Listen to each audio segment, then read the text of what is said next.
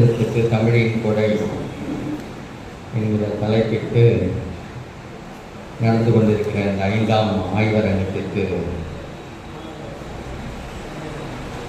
வருகை இருந்திருக்கிற சான்றோர் பெருமக்கள் அனைவருக்கும் அதற்கான வணக்கத்தை தெரிவித்துக் கொள்கிறோம். இந்த ஆய்வரங்கம்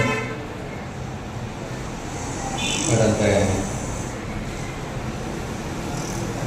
பிப்ரவரி மாதம் 21ஆம் நாள் தொடங்கி மாதந்தோறும் ஒவ்வொரு நிகழ்வாக இந்த ஆய்வரங்கம் நடந்து கொண்டிருக்கிறது. ஒவ்வொரு மாதமும் பெருமைமிகு சான்றோர்கள் ஒவ்வொருவர் பொறுப்பேற்று நிகழ்வினை உடைய வாழ்த்து உரையாக ஆற்றி சென்றிருக்கிறார்கள். முதல் அமர்வில் சென்னை கவிக்கோ அரங்கத்தில் நடைபெற்றது. ஐயா செந்தலை கௌதமன் அவர்கள் உரையாற்றி சென்றார். 2ஆம் ஆய்வரங்கம் இங்கு பாவலரேறு தமிழ் களத்தில் நம்முடைய ஐயா நெடுமாறன் அவர்கள் வாழ்த்துறை உரையாற்றி அமர்ந்தார். அதன் பிறகு அம்பத்தூரில் நடைபெற்ற 3வது ஆய்வரங்கத்தில் தோழர் தியாக அவர்கள் உரையாற்றினார். 4வது ஆய்வரங்கம் வட சென்னையில் நடைபெற்றதில் தோழர் குணத்தொகை அவர்கள் உரையாற்றினார். தோழர் கொளத்தூர் மணி வரை இருந்தது, அவர் வர இயலாமல் போனது. அதன் பிறகு இந்த 5வது ஆய்வரங்கம், இதில் திராவிடர் கழகத்தினுடைய கொள்கை பரப்பு செயலர் வழக்கறிஞர் தோழர் அருள்மொழி அவர்களும், மார்க்சிய பெரியாரிய பொதுவுடைமை கட்சியினுடைய தலைமை குழு தோழரும் புதிய சிந்தனையாளர் இதழினுடைய ஆசிரியருமாகிய தோழர் வாலாசா வல்லவன் அவர்களும் உரையாற்ற வருகை கொண்டிருக்கிறார்கள். இந்த நிகழ்வு குறித்தான விரிவான செய்திகளை ஒவ்வொரு ஆய்வரங்கத்திலும் நாம் குறித்து வந்திருக்கிறோம். பெரிய ஆய்வு நிலை பேரறிஞர்களாக நமக்கு கிடைத்த பாவாணருக்கு பிறகு நமக்கு மொழியியல் வழியாக தமிழர்களுடைய பெரும் சிறப்புக்குரிய இந்த தமிழ் மொழியினுடைய தோற்றம் குறித்தும் அதனுடைய சிறப்புகள் குறித்தும் அதனுடைய பழம் இயற்கை தன்மைகளையும் அம்மொழியினுடைய தோற்ற வளர்ச்சி குறித்தும் அவற்றை எவ்வாறெல்லாம் ஆரியம் கைக்கொண்டு அவற்றுடைய சிறப்பை அளித்தது என்பது குறித்தும் விரிவான ஆய்வை செய்து வருகிறவர் நம்முடைய ஐயா சொல்லாய்வறிஞர் அருளியார் அவர்கள்.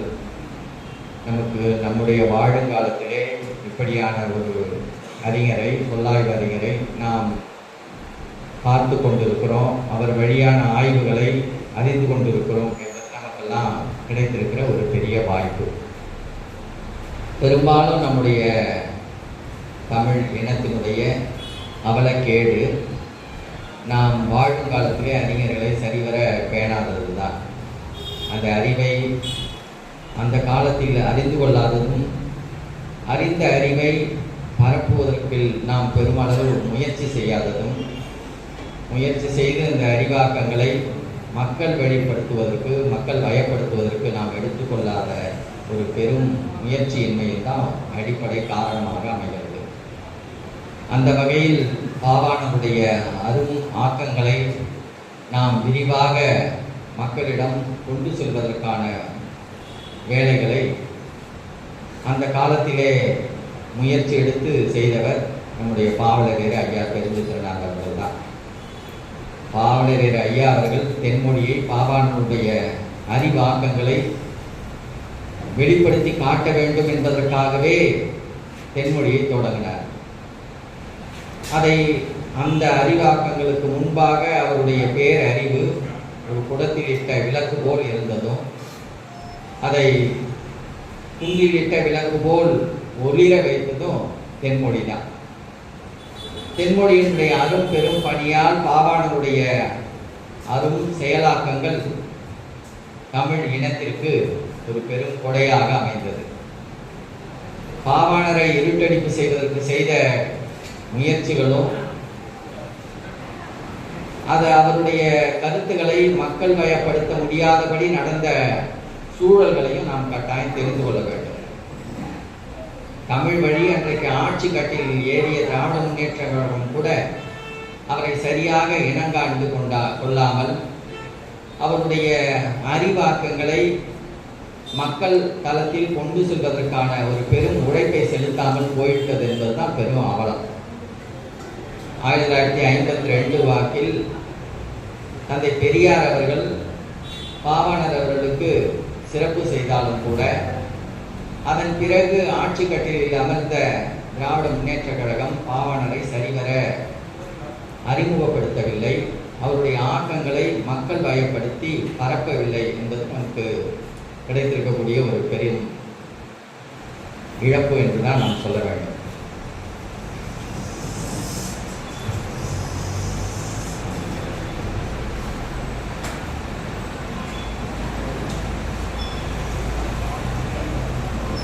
இந்த சூழலில் பாவாணருடைய பெரும் ஆக்கங்களை நாம் மக்கள் வயப்படுத்துவதற்கு தென்மொழி எடுத்துக்கொண்ட முயற்சி பெரிய முயற்சிகள்.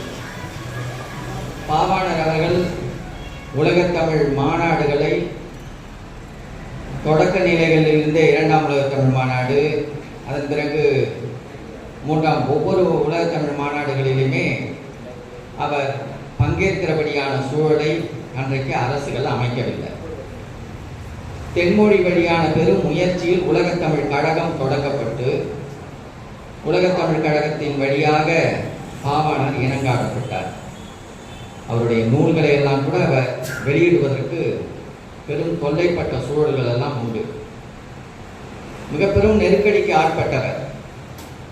அந்த நெருக்கடியினால் அவருடைய கருத்துகள் சரிவர அடித்தட்டு மக்களிடம், எளிய மக்களிடம் கொண்டு போக முடியவில்லை. ஏராளமான தடைகள், இன வழியான, பொருளியல் வழியான தமிழகத்திற்கு நேர்ந்த இடர்களை விட மிக அடிப்படையில் மொழி வழியாக நடந்த இடர்கள் எண்ணற்றவை. தன்னுடைய நூல்களை எழுதி வெளிக்கொண்டு வருவதற்கு கூட அவருக்கு வாய்ப்பில்லாமல் போனது. சைவ சித்தாந்த நூற்பதிப்பு கழகத்தின் வழியாக கொண்டு வருவதற்கு முயற்சி எடுத்தார். பல நூல்களை அவர்களும் கொண்டு வந்தார்கள். அதன் பிறகு திருப்பனந்தாள் மடத்திலே அந்த மடாதிபதியிடம் சென்று அந்த நூலை வெளியிடுவதற்கு கேட்டதும் அதற்கு அந்த அடிகளார் ஒரு நாள் குறிப்பிட்டு உ.வே. சாமிநாதர் அவர்கள் ஏற்றுக்கொண்டால் வெளியிடலாம் என்ற இசைவை சொன்னதும், அதன் பிறகு அவர் சொன்ன நாள் குறிப்பிட்ட நாளில் பாவாணர் சென்று பார்த்ததும், ஆனால் உ.வே. அதை மறுத்து விட்டதும், தனக்கு பாவாணரை தெரியாது என்று சொன்னதும், அதையெல்லாம் மிக வருத்தமாக சொன்னதோடு இல்லாமல் பாவாணரை தங்க வைத்த சூழலில் ஏற்பட்ட இழிவு நிலைகளை எல்லாம் சுட்டி காட்டி பாவாணர் தன்னுடைய தமிழர் மதம் நூலில் மிக வருந்தி எழுதியிருக்கிறார். எனக்கு என்னுடைய நூல்களை வெளியிடவில்லையே என்கிற வருத்தத்தை விட நம்முடைய தமிழ் எவ்வாறெல்லாம் ஆரியத்திற்கு அடிமைப்பட்டு இருக்கிறது என்பதை நினைக்கிற பொழுதுதான் மிக வருத்தமாக போய்விட்டது. தமிழன் நடத்தக்கூடிய மடங்களிலேயே எவ்வாறு புறக்கணிக்கப்படுகிறான் என்பது எனக்கு மிக பெரும் கவலையாகி போனது என்பதாக அவர் குறிப்பிட்ட செய்தி நம்ம அனைவருக்கும் ஒரு அவலமான செய்தி. அதன் பிறகு உலகத்தமிழ் கழகத்தின் வழியாக பாவாணர் மிக பெரும் முயற்சி எடுத்து நூல்களை ஒவ்வொன்றாக அன்றைக்கு மரபினடிகள் மன்றம் புன்சை புளியம்பட்டியிலிருந்து அவருடைய நூல்களை வெளியிட்டார்கள். செந்தமிழ் சொற்பிறப்பியல் அகரமுதலி என்கிற தன்னுடைய அகர முதலியை தன்னுடைய வாழ்நாள் முயற்சியாக எப்படியாவது கொண்டு வந்து விட வேண்டும் என்பதற்காக பெரும் உழைப்பை செலுத்தி அதற்காக பாவாணர் ஐயா அவர்கள் பாவாணரை அறிமுகப்படுத்தி அன்றைக்கு திராவிட முன்னேற்ற கழகம் ஆட்சியில் இருந்த பொழுது கொண்டு சென்று கலைஞர் அவர்களிடமும், அதன் பிறகு கலைஞர் அதை பார்க்கலாம் என்று சொன்னதோடு நிறுத்தியதன் பிறகு அதன் பிறகு ஆட்சிக்கு வந்த மாக்கோ ராமச்சந்திரன் அவர்களிடமும் போய் சொன்னதன் பிறகும் ஏற்கப்படாமல் விட்டதுதான் ஒரு பெரும் அகலமான வரலாற்று நிகழ்வுகள். இது மாதிரி பல புறக்கணிப்பான சூழல்கள் பாவாணருடைய அறிவாக்கங்களை வெளிக்கொண்டு வருவது தடையாக அமைந்தது.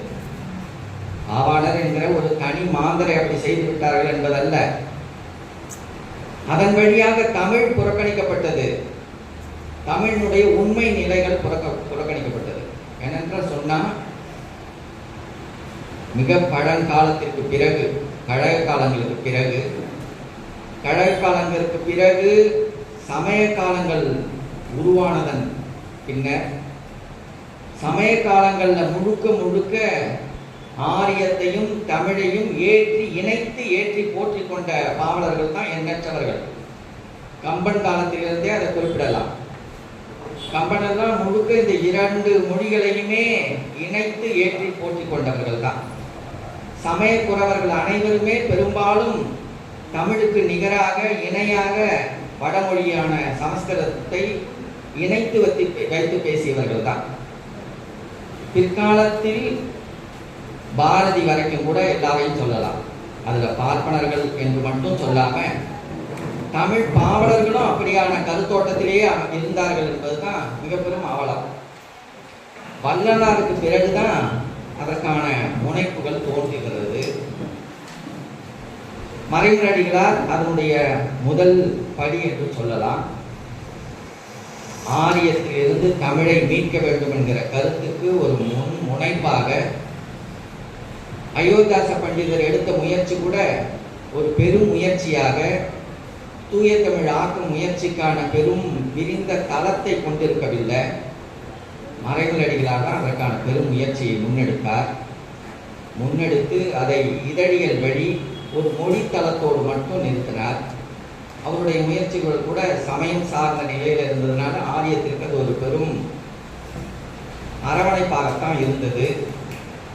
அவர் தான் இந்துக்கள் இல்லை என்ற கருத்தை இருந்தாலும் கூட மிக பெரும் சைவத்தை, சிவனிய சமயத்தை ஆரியத்திற்கு எதிராக நிறுத்தவில்லை. அதனால சமஸ்கிருத எதிர்ப்பு என்பது, மறுப்பு என்பது ஒரு மொழியியல் நிலையில் மொழியினுடைய பிணைப்பில் சமஸ்கிருதத்தினுடைய கலப்புகளை எவ்வாறு நீக்கம் செய்வது என்கிற அளவோடு மட்டும் நின்றது. அதற்கு பிறகு பாவாணர் அவர்களுடைய பெரும் முயற்சி தான் மொழியியல் வேர்களை ஆழங்கண்டு தமிழே ஆரியத்திற்கு மூலம், திராவிடத்திற்கு தாயும் ஆரியத்திற்கு மூலமுமாக இருக்கிறது என்பது மட்டுமல்லாமல் உலக மொழிகளுக்கெல்லாம் தாய்மொழியாக மூல மொழியாக இருக்கிறது, தமிழன் பிறந்தகம் குமரி கண்டமே என்பதை ஆழமாக வெளிக்கொண்டு வந்து மொழியியல் நிலையில் சுட்டி காட்டியவர் பாவாணர் தான். அதை இனவியல் கண்ணோட்டத்தோடு பிணைத்து கூடுதலான செய்திகளை வெளிக்காட்டினார். இருந்த போதிலும் அவருக்கு இருந்த சமய பிடிப்பு முற்றிலும் நீங்கிவிட்டது என்று சொல்ல முடியாதபடி அவருடைய ஆக்கங்களிலே அந்த பிணைப்பு இடையோடி இருந்தது. அதையும் மறுத்து முழுக்க ஆரியத்தை வெறும் மொழியளவில் மட்டுமின்றி இனநிலையிலும் நாட்டு உரிமை அடிமை நிலையிலிருந்தும் மீட்பதன் வழியாகத்தான் செய்ய முடியும் என்பதை இனங்காட்டி வெளிக்கொண்டு வந்தவர் பாவலரேறு. அதனாலதான் பாவாணருடைய அந்த அடித்தள முயற்சிகளை பெரும் முயற்சியாக எடுத்து மிக பரப்பலுக்கு கொண்டு வந்தார். இந்த பெரும் முயற்சி கட்டாய தேவைக்குரியது என்பதை காலத்தால் உணர வேண்டிய மிகவும் இக்கட்டான காலச்சூழலில் நம்ம வாழ்ந்து கொண்டிருக்கிறோம். பெரியார் அவர்களுடைய பெரும் முயற்சி இனவியல் நிலையில் தமிழ் இனத்தின் அடித்தளத்தை பெயர்த்தெடுத்து ஆரியத்தை வீழ்த்துகிற ஒரு பெரும் முயற்சியாக அமைந்தது என்று சொல்லுகிற பொழுது அது தமிழியத்தினுடைய, தமிழ் மொழியினுடைய, அதன் மீதான அந்த சமஸ்கிருதத்தினுடைய ஆளுமையை, அதிகாரத்தை வேறு இருக்கிறபடியான நிலையில் இல்லை என்பதையும் நாம் பார்க்க வேண்டிய கடமைக்குள்ளானவர்களாக இருக்கிறோம். சமஸ்கிருதம் என்பது ஒரு மொழியோடு நின்றுவிடவில்லை. அது இனத்தின் கூறோடு பரவி இனத்தினுடைய அடிமை கூறுகளோடு பிணைந்து இருக்கிறது. தமிழர்களுடைய வாழ்வியலோடு பிணைந்து போய்விட்டது. தமிழர்களுடைய வாழ்வியல் கூறுகள் ஒவ்வொன்றிலும் பார்ப்பனியத்தினுடைய பண்பு கூறுகளும் ஆளுமை கூறுகளும் எவ்வாறு வேரூன்றி விட்டதோ அந்த வேரூன்றலோடு சமஸ்கிருதம் மொழியாகவும் அந்த பண்பாடாகவும் பிணைந்து போயிருக்கிறது. தமிழர்களுடைய பெயர்கள் தமிழில் இல்லை. பெரும்பாலான பெயர்கள் சமஸ்கிருத பெயர்களாக மாறி போய்விட்டது. இன்றைக்கு ஏறத்தாழ 90 விழுக்காட்டினருடைய பெயர்கள் தமிழ் பெயர்களாக இல்லை, சமஸ்கிருத பெயர்களாக இருக்கிறது என்பது நாம் அனைவரும் தெரிந்தது. ஆனால் எவையெல்லாம் தமிழ் பெயர்கள், எவையெல்லாம் சமஸ்கிருத பெயர்கள் என்பது கூட அறியாத நிலையில் இருந்து கொண்டிருக்கிறோம். வாழ்வியல் நிகழ்ச்சிகள், குடும்ப நிகழ்வுகள், பிறப்பிலிருந்து குழந்தைக்கு பெயர் சூட்டுவதிலிருந்து எல்லா நிகழ்வுகளுமே, திருமண நிகழ்வு, இறுதி நிகழ்வு கூட, எல்லா நிகழ்வுகளுமே, ஒரு வீடு திறந்தால் வீட்டினுடைய நுழைவு நிகழ்வு, அதில் இருக்கக்கூடிய ஸ்லோகங்கள் அல்லது அவர்கள் ஓதக்கூடிய மந்திரங்கள், இவை தமிழில் இல்லை என்பது மட்டும் அர்த்தம் இல்லை. அதனுடைய கருப்பொருள்கள் முழுக்க முழுக்க ஆரியத்தை அடையாளப்படுத்துகிற, அதிகாரப்படுத்துகிற கருப்பொருளாக இருக்கிறது என்பது மட்டும் இல்லை. அந்த கருப்பொருள்களில் இருந்து விடுபடுகிற ஒரு வாய்ப்போ சூழலோ அந்த சிந்தனையோ கூட தோன்றிவிடாதபடி சமஸ்கிருதமாக அதுவும் அப்படியே பிணைந்து போயிருக்கிறது. எல்லா நிகழ்வுகள்லையுமே அப்படி. ஒரு தொழில் நிகழ்வு, தான் ஒரு தொழிலை தொடங்குகிறோம் என்று சொன்னால், வீட்டை கட்டி அதில் குடிபுகிறோம் என்று சொன்னால், எல்லா நிகழ்வுகளும் வாழ்வியல் நிகழ்வுகள். அதுபோல குமுகத்தினுடைய அனைத்து நிகழ்வுகள்லையுமே தமிழ் குமுகம் என்று நாம் அடையாளப்படுத்துகிற போது அடிப்படையாக ஒரு ஊரை சொல்லுகிறோம். இந்த ஊர் எல்லாம் தமிழ் ஊர்கள். பாதிக்கு மேலான தமிழ் ஊர்கள் சமஸ்கிருத வயப்படுத்தப்பட்டது, அப்படி மாறி இருக்கிறது. குமுகத்தினுடைய வழிபாட்டுக்குரிய கடவுளர்கள் பெயர்களை எல்லாம் ஆரிய பெயர்களோடு சூட்டுகிற இயல்பாக ஊர்ப்புறத்தில் இருந்தக்கூடிய குலமக்களுடைய குல தெய்வங்கள் பெயர்கள் எல்லாம் கூட எல்லா பெயர்களையும் சமஸ்கிருத பெயரா மாற்றிவிட்டாங்க. அப்ப அதிலிருந்து பிரித்து உணர முடியல. கோயிலினுடைய வழிபாடுகள், கோயிலினுடைய குடமுழுக்கு, அதெல்லாமே ஆக தமிழ்ல எங்கிருந்து அதை விடுவிக்கிறது என்கிற சிந்தனையே நமக்கு பெரும் தடையாக மாறுகிறது. வழிபாட்டுக்குரிய நிலையில பார்ப்பனர் அல்லாதவர்களை வழிபட வைக்கலாம் அப்படின்னா அந்த இடத்துல இவர்கள் என்ன வழிபடுவாங்க? உடனே தேவாரம் திருவாசகம். தேவாரம் திருவாசகம் என்ன கருத்துடையதாக இருக்கிறது? அது ஆரிய கருத்துடையதா பெரும்பாலானவையா இருக்கிறது. ஆரிய எதிர்ப்பற்ற கருத்து. அவையெல்லாம் சமஸ்கிருதத்தை மறுத்த அல்லது எதிர்க்கிற உணர்ச்சி அற்ற கருப்பொருளை கொண்டிருக்கிறது. இப்ப எங்கிருந்து நம்ம மீட்க போறோம்? அரசு நிலைகள்ல பார்த்தோம்னா அதே போல இந்திய அரசு முழுக்க முழுக்க சமஸ்கிருதத்துக்கான மாநாடு நடத்துகிறது. வேற எந்த மொழிக்கும் மாநாடு நடத்தல. ஏறத்தாழ 19 மாநாடுகளை இந்திய அரசு நடத்தி இருக்கிறது. சமஸ்கிருதத்துக்குன்னு ஊர்கள் அமைச்சிருக்கிறான். சன்ஸ்தான் என்கிற ஊர்கள் அமைத்திருக்கிறான். 5 ஊர்கள், 5 மாநிலங்கள்ல 5 ஊரை தேர்வு செய்திருக்கிறான். அந்த 5 ஊர்களையும் ஆயிரக்கணக்கான பார்ப்பனர்களை கொண்டு போய் குடியமர்த்துகிறான். அந்த ஆயிரக்கணக்கான பார்ப்பனர்களுக்கான வாழ்க்கைக்கான செலவுகள் அனைத்தும் இந்திய அரசு தருகிறது. அந்த ஊருக்கெல்லாம் பேரு சன்ஸ்தான். அந்த ஊர்களை முழுக்க முழுக்க தன்னுடைய கட்டுப்பாட்டுக்குள்ளார வைத்து அந்த மக்களை எல்லாம் சமஸ்கிருத வழிப்படுத்துவதற்கான எல்லா வேலைகளும் செய்கிறான். அந்த ஊர்கள்ல பிறகு அந்த ஊருக்கான ஆட்சி மொழி, வாழ்க்கை மொழி எல்லாம் சமஸ்கிருதம். பல்கலைக்கழகங்கள், இந்தியாவில் இருக்கக்கூடிய எல்லா பல்கலைக்கழகங்களிலும் சமஸ்கிருதம் துறை உருவாக்கப்பட்டிருக்கிறது. சமஸ்கிருதத்துக்கு பல்கலைக்கழகங்கள். ஆக அரசு வழியான எல்லா வகை திட்டமும் தமிழ்நாட்டிலையும் அதே போல. தமிழ்நாட்டில் சமஸ்கிருத துறை பெரும்பாலும் எல்லா பல்கலைக்கழகங்களிலுமே உண்டு. அங்க மாணவர்கள் படிக்கிறார்களோ இல்லையோ, பேராசிரியர்கள் உண்டு, அவர்களுக்கான சம்பளம் உண்டு. மாணவர்களுடைய எண்ணிக்கையை விட அதிகமான பேராசிரியர்கள் அமர்த்தப்பட்டு இருக்கிறார்கள். இது போன்ற மிக பெரும் கொடுமையான அதிகாரம் வாய்ந்த திட்டங்கள் நிறைய கல்வித்துறைகள்லையும் எல்லா வகை நிலைகளிலும் ஒரு புதிதாக அரசு ஒரு திட்டம் அமைத்தா உடனே சமஸ்கிருத பெயர்களில் திட்டமிடுவது. எல்லா துறைகள் வழியாகவும் சமஸ்கிருதம் ஊடுருவி புகுந்து அதுக்குள்ளார ஆளுமை செலுத்தி கொண்டிருக்கிற பொழுது பார்ப்பனிய எதிர்ப்பை நம்ம எல்லா துறைகள் வழியாகவும் செய்ய வேண்டிய கடமை நம் மேல விடுகிறது.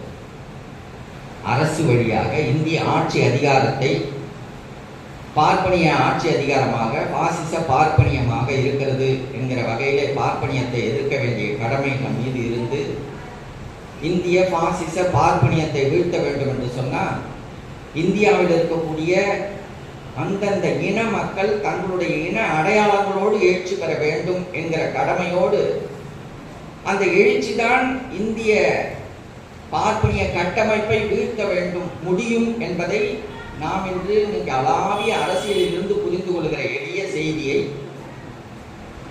1938 தொடங்கிய மிக வலிமையாக முன்வைத்தவர் பெரியார் அவர்கள். பார்ப்பனியத்தையும் முதலாளித்துவத்தையும் வீழ்த்தாமல் இந்த சமூகம் இந்த இனம் விடுதலை பெற முடியாது என்பதை ஆழமாக புரிந்து கொண்ட நிலையில் தமிழ்நாடு தமிழருக்கே என்பதுதான் இறுதி தீர்வு, அதிலிருந்து விடுபடாமல் எதையும் செய்ய முடியாது என்பதை ஆழமாக ஆணித்தரமாக முன்வைத்தார். அந்த முன்வைப்பு சரியான வலிமை பெறாததுனால தான் இன்றைக்கு எல்லா வீழ்ச்சியுமே நம்மளுடைய அடையாளங்கள் முழுமையாக இழந்து போயிருக்கிறது. தமிழன் தன்னை தமிழன் என்று பதிவு செய்து கொள்ள முடியவில்லை. தன்னுடைய இன அடையாளத்தை பதிவு செய்ய முடியாத ஒரு இனம்னு சொன்னா, பேரினம்னு சொன்னா, மூத்த இனம்னு சொன்னா தமிழ் இனமாக இருக்கிறது. ஆக இந்த அடையாள மீட்புக்கு எல்லா துறை சார்ந்தும் நாம் வேலை செய்ய வேண்டியிருக்கிறது. பார்ப்பனருடைய ஆளுமை அதிகாரங்கள் இவற்றெல்லாம் இருக்கிறதுன்னு நம்ம இடஒதுக்கீட்டை பெறுவது மட்டுமல்ல, அந்த அடிப்படை இட உரிமைகளை நமக்குரியதாக மாற்றுவதற்கு தமிழ் நிலம் தமிழர்களுக்கு தமிழ்நாட்டிற்கு உரிமையுடையது என்று மாற்றுவதற்கு நாம் பார்ப்பனிய அதிகாரத்தை ஒரு இன மீட்பு அடையாளம் மட்டுமாக இல்லாமல், நில மீட்பு அடையாளமாக மட்டுமல்லாமல், அரசு மீட்பு அதிகாரமாக மட்டுமல்லாமல், நாட்டு உரிமை மீட்பு அடையாளத்தோடு இணைத்த மொழி மீட்பு அடையாளமாகவும் செய்ய வேண்டியிருக்கிறது. ஆக மொழி மீட்பு அடையாளம் என்று சொன்னா என்ன?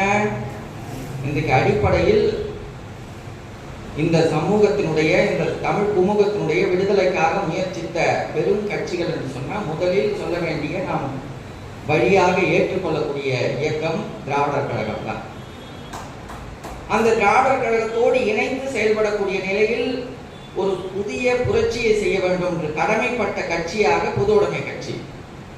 ஆனால் இந்த இரண்டு இயக்கங்களும் கட்சிகளும் ஒரு பெரிய அடித்தள விடுபாடுகளோடு செயல்பட்டு விட்டனவா என்று வருத்தப்படக்கூடிய ஒரு பெரும் சூழலையும் நாம் எண்ணி பார்க்க வேண்டிய தேவை இருக்கிறது. மொழி மீட்புக்கான ஒரு பெரும் பணியை குறிப்பாக திராவிடர் கழகமும் பொது உடைமை கட்சிகளும் அறிவித்திருந்ததுன்னா, திராவிடர் கழக உறுப்பினர்கள் சாதி அடையாளங்களை அற்றவர்களாக இருக்க வேண்டும் என்பது போலவே சமஸ்கிருத அடையாளமும் அற்றவர்களாக இருக்க வேண்டும் என்பதை வலிமையாக அறிவித்திருக்க வேண்டும். ஒரு திராவிடர் கழக தோழன் சமஸ்கிருத மொழியில் பெயர் வைத்திருக்க கூடாது, தன்னுடைய குடும்ப நிகழ்வுகளை ஏற்றிருக்க கூடாது. பொது உடைமை தோழன் அப்படியாக இருக்கக்கூடாது. பெரும்பாலான பொது உடைமை கட்சியினுடைய தோழர்கள் சாதி பெயர்களை பின்னோட்டாக போட்டதை கூட விடுவிக்காதவர்களாக இருந்தார்கள் என்கிற ஒரு பெரும் அவலம் இந்த நாட்டில் இருக்கக்கூடிய பொது உடைமை கட்சிகளுக்கு உண்டு. நம்பூதிரி என்கிற பெயரை தன்னுடைய பெயராக இணைத்துக் கொண்டவர்கள் உண்டு. நாயனார் என்று தன்னுடைய பெயரை, சாதி பெயரை தன்னுடைய பெயர் பின்னோட்டாக இணைத்துக் கொண்டவர்கள் இருக்கிறார்கள். கேள்வி எழுப்பல பொது உடைமை கட்சி. வேதங்களின் நாடு என்பதாக ஒரு நூலையே எழுதியிருக்கிறார் நம்பூதிரிபார். வேதத்தை மிக உயர்த்தி பதிவு செய்திருக்கிறார். அவர் எழுதிய இந்திய வரலாற்று நூலில் பார்ப்பனியத்தினுடைய, அவர் தமிழினுடைய இலக்கியங்களை சொல்லுகிற பொழுது வேதங்களுக்கு நிகராக அல்லது ஆரிய வரலாற்று இலக்கியங்களுக்கு இணையாக தமிழ் இலக்கியங்களையோ தமிழ் இலக்கிய மரபுகளையோ என்னால் பார்க்க முடியவில்லை என்பதை பதிவு செய்திருக்கிறார் அந்த நூல்ல. எவ்வளவு பெரிய அவலம்! ஆக ஒரு பொது உடைமையாளருக்கு ஒரு சரியான மக்களியல் கண்ணோட்டம், இயங்கியல் கண்ணோட்டம் இல்லை என்பது வெளிப்படையாகிறது. இந்த ஒரு பெரும் அவலச்சூழல் இருந்துதான் நம்ம இந்த வருத்தமான செய்தியை பதிவு செய்ய வேண்டியிருக்கிறது. ஆரியத்தை எதிர்க்க வேண்டிய கடமை ஒரு துறை சார்ந்ததல்ல, ஒரு நிலைப்பட்டதல்ல, ஒரு துறையினுடைய ஒரு பகுதியானதல்ல. அனைத்து இடங்களிலும் கால் ஊன்றி அடியாக பெயர்த்து கவிழ்த்து ஒரு புதிய குமுகத்தை, புதிய உரிமை குமுகத்தை, தமிழ் குமுகத்தை படைக்க வேண்டிய ஒரு பெரும் கடப்பாட்டில் இருக்கிறோம்.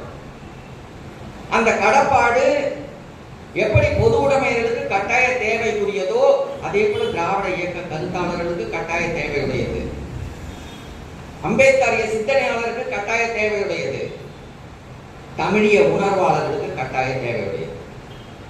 தமிழிய உணர்வாளர்களுக்கு பெரியாரியத்தை பற்றி கவலை இல்லை.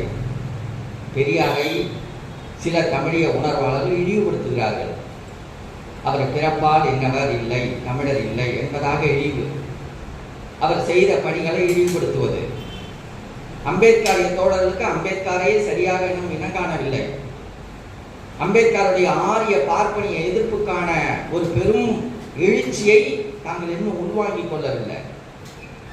ஆக இன்றைக்கு எவையெல்லாம் இந்த குமுக விடுதலைக்காக முன்னேறி வந்தோமோ இவையெல்லாம் சரியானபடியான காலூன்றலில் சரியான விளங்குதலோடு எழுச்சியோடு நடையிட்டு இருப்போம் என்று சொன்னால் இந்த 4 அணியினரும் கட்டாயம் இணைந்து ஒரு பெரும் புரட்சிக்கான ஒரு அடித்தளத்தை அமைத்திருக்க முடியும்.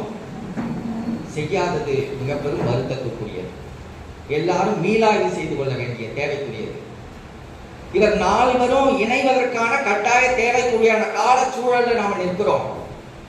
இந்த காலச்சூழல்ல நமக்கு கிடைத்திருக்கக்கூடிய ஒரு பெரும் அறிஞராக நம்முடைய ஐயா அருளியாக இருக்கிறார். அவருடைய மொழியியல் ஆய்வு என்பவை ஏதோ மொழியினுடைய வேர் சொற்களை காட்டுவது என்பதாக அல்ல. ஆரியம் தன்னுடைய வேர்களை முழுக்க முழுக்க தமிழினுடைய நிலத்திற்குள்ளார ஊன்றி தமிழையே வேரடி மண்ணாக அரித்து தன்னை பலப்படுத்தி வைத்துக் கொண்டிருக்கிறது. அந்த வேர்களை நறுக்குகிற ஒரு பெரும் பணியை நம்முடைய ஐயா அருளியாக இருக்கிறார். அந்த வேர்களை அறிவியல் வழிப்படி ஏதோ போனா போக்கில் அல்ல, ஏதோ இந்த சொல்லுக்கும் அந்த சொல்லுக்கும் இணைப்பான ஒலிப்பு இருக்கிறது என்று காட்டுகிற முயற்சி அல்ல இது. சில பேர் அப்படி செய்கிறார்கள்.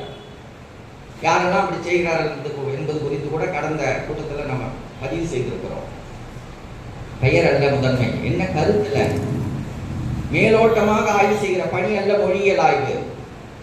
அதனுடைய பின்புலத்துல எவ்வளவு அறிவியல் வழிபட்டதாக, இனவியல் வரலாற்றியல் வழிபட்டதாக அது இருக்கிறது என்பதை வேரோடு பிடுங்கி காட்டுகிற ஒரு பெரும் முயற்சி. அந்த பெருமுயற்சி எல்லாருக்கும் இணைவான பெருமுயற்சி. பொதுவுடைமை தோழர்களுக்கும் திராவிட இயக்க தோழர்களுக்கும் அம்பேத்கரிய தோழர்களுக்கும் தமிழிய உணர்வாளர்களும் கண்டு இதை தமிழகமெங்கும் தமிழிய புலமெங்கும் பரப்ப வேண்டிய ஒரு முயற்சி அவன் செய்கிறான். பார்ப்பனர்கள் திட்டமிட்டு செய்கிறார்கள். ஒரு இடத்துல கூட தமிழை ஏற்றி போற்றிக் கொண்டவர்கள் இல்லை. நம்முடைய சமய காலங்கள்ல சமய குறவர்களால் வடமொழியும் போற்றப்பட்டது போல எங்கேயாவது பார்ப்பனர்கள் தமிழை போற்றிக் கொண்டு பேசியிருக்கிறார்களா, நடைமுறை பெற்றிருக்கிறார்களா, தமிழில் தான் வழிபாடு செய்வேன் என்னால் ஒரு பார்ப்பனராவது இழிமொழின்னு இழித்து பேசியிருக்கிறார்கள். நீச்ச பாஷை வெளிப்படையாக பேசுகிறார் சங்கராச்சாரி. எண்ணற்ற பதிவுகள் உண்டு. சான்றுகளோடு கி ராமலிங்கனார் சென்று பார்த்தபோது பெரியவாள் உளிச்ச பிறகு நீச பாஷையில பேச மாட்டார், அவருடைய அணுக்க செயலர் சொன்னதெல்லாம் பதிவு இருக்கிறது. அதே போல எண்ணற்ற நிலைகள்ல தமிழை நீச்ச பாஷையை இழிவுபடுத்தியிருக்கிறார். பல தமிழ் இலக்கியங்களை பெயர்த்து எழுதினார்னு பெருமைப்படுகிற அதே சூழல்ல என்ன வகையிலெல்லாம் ஆரியத்திற்கு பயப்படுத்தி அதை மாற்றி எழுதினார் என்பதை பாவாணரும் பாவலரும் பல இடங்கள்ல எடுத்து காட்டி இருக்கிறார்கள். யார் இருந்தார்? ஆனா எல்லா பார்ப்பனர்களுக்கும் ஆரிய அதிகாரத்தை நிலைப்படுத்த வேண்டியவர்கள் எல்லா ஆரியர்களுக்கும் ஆரிய பார்ப்பனர்களுக்கும் அவருடைய அந்த சமஸ்கிருதத்தை அவருடைய அதிகாரத்தை நிலைப்படுத்திக் கொள்வதற்கான இணக்க முயற்சி உண்டு. ஆனால் நமக்கு பெரியாரிய தோழர்களுக்கு, தமிழ் உணர்வாளர்களுக்கு, அம்பேத்கரிய தோழர்களுக்கு, பொதுமை தோழர்களுக்கு அந்த இணக்க உணர்வு இல்லையே என்கிற ஒரு பெரு வருத்தம் தான். அப்படியான இணக்க தேவைக்குரிய கருத்தாக்கங்களுக்கான கருத்தரங்கமாகவும் இந்த கருத்தரங்கம் அமைந்திருக்கிறது. அதனால தான் ஒவ்வொரு நிகழ்வுகளிலும் இந்த 5 கருத்தரங்கங்களிலும் 5 பெரும் ஆளுமைக்குரிய பெரும் பெரும் தலைமைகளை அழைத்திருக்கிறோம்.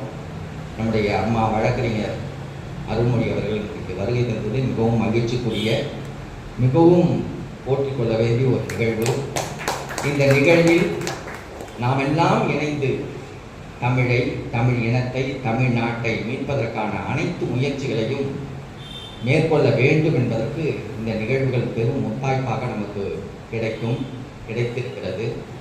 அதற்கான முயற்சியோடு வலிமையாக செயல்படுவதற்கு இந்த ஆய்வு அரங்கங்கள் நமக்கு தொடர்ந்து நிகழ்வுகளை தர வேண்டும்.